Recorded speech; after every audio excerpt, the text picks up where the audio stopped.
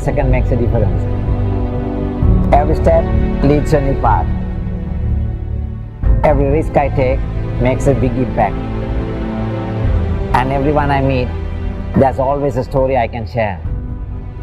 I started off when I was a kid with a dream. As a kid, I always loved cars and motorcycles, and I could ride when I was 6, 7, and I could drive when I was about 8 years. And I was very good in studies in school. But when I was 14, I saw a movie that inspired me, and it was a movie about a racing rider, a Hollywood movie, Silver Dream Machine. And from the day I saw that, I thought, what am I doing here? This is something real. It's crazy and it's really risky, but then also it's how you win things in life. And I dreamt and I thought I'm going to become a world champion in motorcycle racing. So I didn't know what to do, how to start it, but the only thing I had was in mind was that I'm going to do it. So when I was 16, I did my first race in a Honda CB50, which my grandmother bought for me, and I won my first race when I was 16. And then my father, he had no other option because my sisters were giving pressure for him to buy me a racing motorcycle. So he bought me one of the best motorcycles in Sri Lanka, which was a TZ350. And when I was 16, I did the first professional racing on this 350 with all the top motorcyclists, racing riders at that time in Sri Lanka, and finished third in my first race in Kurunegala road race. And the second race I had a big crash, and my father said, no, you're not going to race anymore. But at the same time, when I took that motorcycle for the first race, I had no experience in racing, but my mind, my heart always was telling me that I can do it, and I had a lot of faith in me and that I can do it. So that was my first experience in crossing the barriers and getting out of comfort zones. So that was my start, and then in 1983, I saw in a newspaper that Madras Grand Prix was going to happen, and they were calling for riders from Sri Lanka. So I applied to go to India, but then the Sri Lankan office didn't allow me. Then I wrote to the Madras Motorsports Club and I asked them, I really want to join this, how can I join, because officially they have not allowed me. So then they said, you can come as a privateer. So I knew my father wouldn't allow it, but I couldn't wait without doing it. So I got 2 of my friends. I took my motorcycle to Talaimana in the train, and then we got a ferry ride to Rameshwaram, and we did a road trip to Madras. And in Madras I couldn't do the first race because the Sri Lankan officials said, no, you cannot do it because you came as a privateer. So they were obstacles, but I never gave up.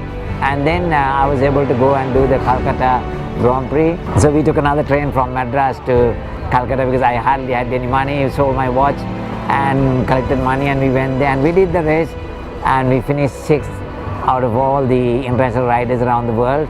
And then I met this Japanese gentleman who came to me and said, why are you racing with this old bike? It's about 10 years old compared to our bikes. I said, I don't care, I have time, and this is my start. I just want to get experience and see how international racing is. He was really friendly to me. So he said, how are you going to do? And I said, I'm going to become a world champion. I said, better than you. So he laughed, he smiled, but I think he never thought that I'm going to do it. But I think he also liked me because being crazy. And then he asked me, how are you going to do it? I said, I'm going to either go to Europe or to the States where I knew, and I said, I'm going to race there and become a world champion. He said, no, you should come to Japan. That's the best place for you. I said, really? And then he gave me his address. And when I went back to Sri Lanka, I told my father I want to go to Japan. He said, no, you're not going to race and you're not going to Japan.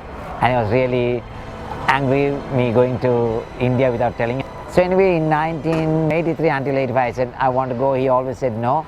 Then one fine day I thought, no, I'm going to do this. And then I spoke to one of my friends. I said, can you buy my car?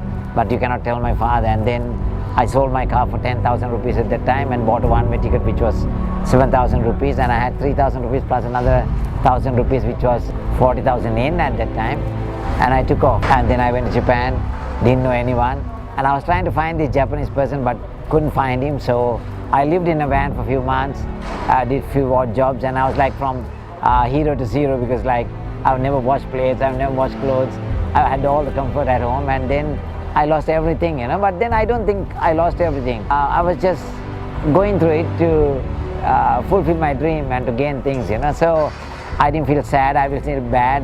I didn't feel lonely, so I used to live in this van, had a meal a day. Yeah, I used to work in a motorcycle yard, and I started that way, and then later I got a small apartment, size of a bed, and then then I kept going, because every day what was telling me was, when can I ride in Japan, when I can win, when can I become a champion. That was all in my mind. And then I'm a guy that I don't plan things, because if you plan things you don't get to do things, So I start things and then I just go on with it, ride on it, and I want to make it happen, that was the difference. So then 2 years later I bought my first bike, started racing bikes for 3 years, but then I used to have a lot of accidents because the competition level was very high. But then I started racing cars from 1989, and then started from the lowest grade of one-make races.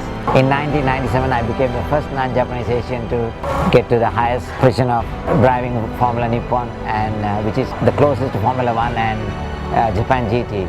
So I was felicitated by then the Prime Minister of Japan, and also the NHK did my documentary, and I could meet this Japanese gentleman. His name was Matsumoto Kemme, and I never could meet him because I used to go and see him on the circuit, but he was very famous. We were not allowed to go to the pits, and after a while I gave up, and I thought it's okay, someday I will meet him. And that day came when the National Television of Japan, NHK, did my documentary, and then when I told my story, how I came to Japan, what made me, what inspired me, they never told me anything. And the same circuit here in Fuji was the last shooting of my documentary, and just before it was done, the last 5 minutes, they brought him in, and then he said, we were very emotional, both of us, and actually although they didn't tell me, they told this guy that they're doing a documentary, and we were so happy, and he was so happy, I was so happy, and he couldn't believe that the person that he met 14 years ago in India is doing the top level racing in Japan. So he came to me and he said, "Dilantha, can you tell me one thing? How did you do this?" I said, "I don't know, honestly I don't know. But I think